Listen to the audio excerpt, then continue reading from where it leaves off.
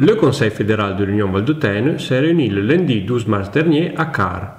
Une large majorité des délégués étant présents, le président du mouvement Ego Perron a analysé la situation politique qui, au niveau national, a radicalement changé et qui comporte pour la Vallée d'Aoste de nouvelles problématiques. En outre, dans son rapport, le président Perron a examiné également la situation de la majorité régionale en abordant la question Lavoyer et celle de Franck Tireur et a fourni un compte rendu sur l'état de santé du mouvement et de ses activités. Le sénateur Antonio Fosson a ensuite posé l'accent sur les rapports avec le gouvernement Monti et sur les risques que notre autonomie est en train de courir précisément en cette période. Des risques auxquels notre mouvement doit faire face avec une action forte et commune. La séance a été terminée par le président de la région, Augusto Rolandin, qui a parlé encore une fois des réductions que notre budget a dû affronter à cause des manœuvres de l'État et des difficultés de dialogue avec le gouvernement italien, qui garde une attitude souvent peu sensible face aux exigences et aux besoins des autonomies spéciales.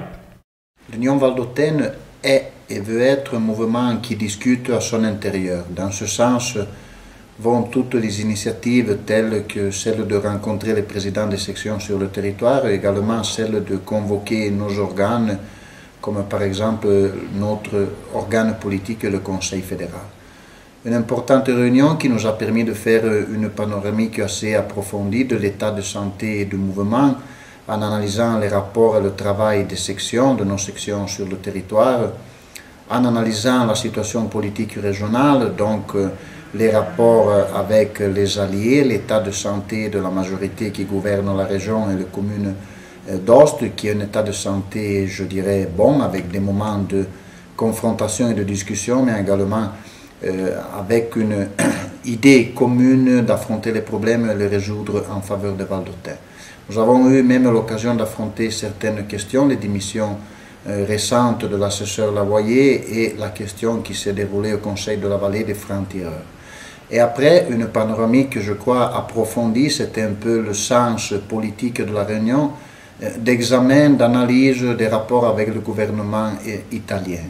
Un gouvernement que nous jugeons atypique, dans le sens qu'il ne voit pas la présence d'aucun politique à son intérieur. C'est un paradoxe. Dans une période où l'on discute très souvent des coûts de la politique, avec 1000 élus au Parlement de la République, il n'y a pas un seul élu représenté au sein de ce gouvernement.